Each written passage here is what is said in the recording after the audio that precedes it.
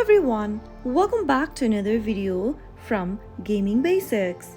In today's video, I'm gonna show you how to change language on Homescapes application. So let's go ahead and do it right away. Go ahead and open your Homescapes game and make sure that you are inside the game. After you're inside, go ahead and tap on the gear button at the top right hand corner. It'll then present you with some options. Simply go ahead and tap on the language option from the right hand side. Select the language according to your preference from the list and tap on it. Soon after you do that, you'll be able to change your display language to something else according to your preference. So that's how you can easily change your language on Homescapes. If you found the video to be helpful, go ahead and give us a thumbs up. Don't forget to subscribe to our channel by hitting the subscribe button.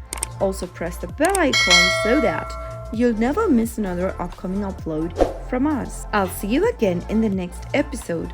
Goodbye till then.